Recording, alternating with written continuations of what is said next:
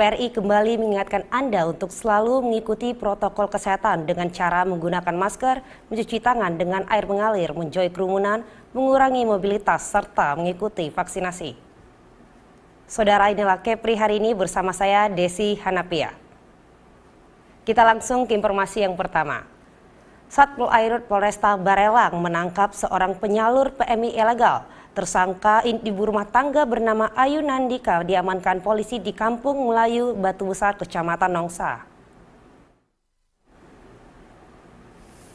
Menerima laporan dan informasi dari masyarakat bahwa ada beberapa calon pekerja migran Indonesia atau PMI yang akan diberangkatkan ke Malaysia secara ilegal.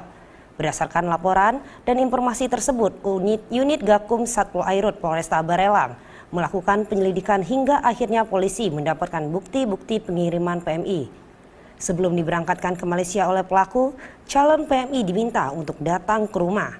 Di rumah pelaku terdapat 2 orang calon pekerja imigran Indonesia dan pada saat diinterogasi, para calon PMI tersebut rencananya akan diberangkatkan melalui Pelabuhan Tikus.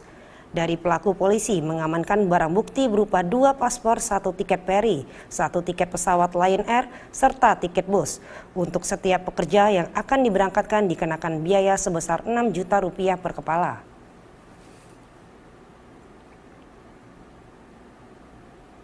Kita amankan di Kelurahan Batu Besar, Kecamatan Nongsa, tepatnya di daerah Kampung Melayu ya, di rumah yang bersangkutan, karena kita dapat informasi juga akan adanya pemberangkatan TKI secara ilegal ya, melalui jalur yang tidak resmi dan tidak menggunakan dokumen ataupun administrasi yang sah.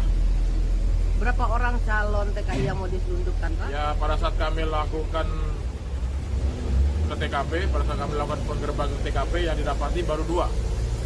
Hanya dua TKI calon pekerja migran ya, calon pekerja migran hanya 2, di mana inisial L itu berasal dari daerah Sumatera Selatan, dan yang satu FH itu berasal dari daerah Nusa Tenggara Barat. Mau dia kirim kemana, Pak? Akan ke daerah Johor, Malaysia. Ayu mengaku ia terpaksa melakukan pekerjaan Terus ilegal. kok bisa terlibat pengiriman orang? Jafar itu siapa? Jafar itu menelpon Ibu Rahmawati untuk menyuruh saya jemput duit untuk pembayaran speedboat yang 2 TKI ini. Tapi Ibu tahu itu yang mau itu TKI, Ibu tahu? Ya, tahu. Ibu tahu nggak yang Ibu lakukan tuh salah, mengirim orang tidak resmi itu, Ibu tahu nggak itu salah? Kenapa masih dilakukan? Mungkin karena ada kebutuhan hari-hari, ada anak saya juga. Saya tulang punggung di rumah anak saya masih menyusu. Saya punya 3 anak, suami saya udah setahun nggak kerja, saya punya orang tua juga masih 2. Berapa satu orang Ibu dapat keuntungan? Saya nggak dapat untung apa-apa, yang dapat untung itu Ibu Rahmawati itu yang menampung. Saya terima di 10 juta itu untuk mau bayar speedboat untuk pemberangkatan 2 orang ini, tapi nggak dapat speedboat. Jadi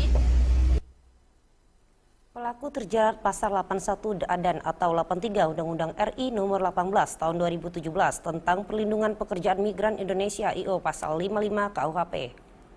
Rizky Kurniawan, TPRI melaporkan dari Batam, Kepulauan Riau.